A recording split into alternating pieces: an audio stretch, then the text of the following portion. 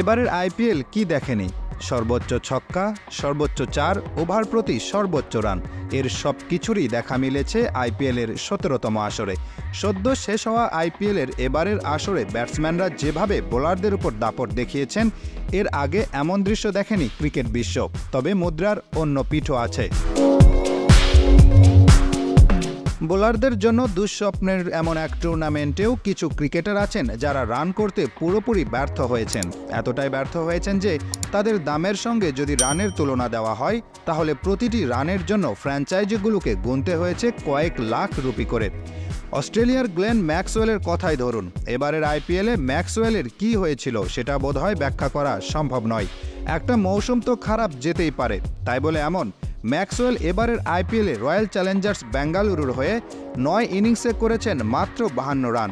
এর মধ্যে এক ইনিংসেই করেছেন 28, অর্থাৎ বাকি 8 ইনিংসের রান মোটে 27। ইনিংস প্রতি রানের গড় 5.77। ম্যাক্সওয়েলের দাম 11 কোটি রুপি। এই হিসেবে তার প্রতিটি রানের জন্য বেঙ্গালুরুর খরচ হয়েছে 21.15 লাখ রুপি। লখনৌর দেবদূত পাডিক্কালের দাম 7.75 লাখ রুপি। পাডিক্কাল এবারের আইপিএলে 7 ম্যাচে রান করেছেন মাত্র 38।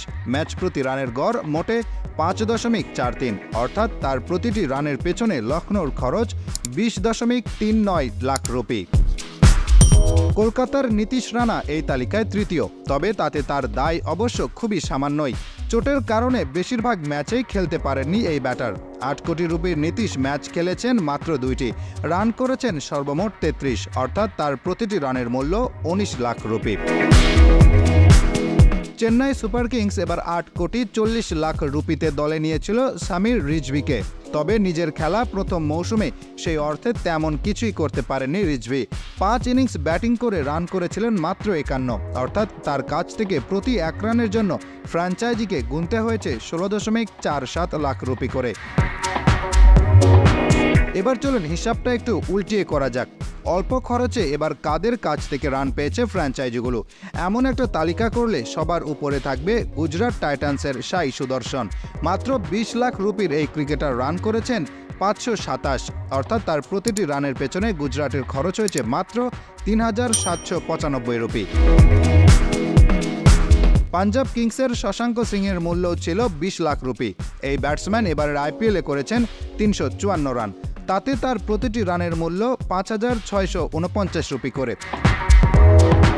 আইপিএলে আলোড়ন তোলা জ্যাক ফ্রেশার ম্যাগার্কের মূল্য ছিল 20 লাখ রুপি।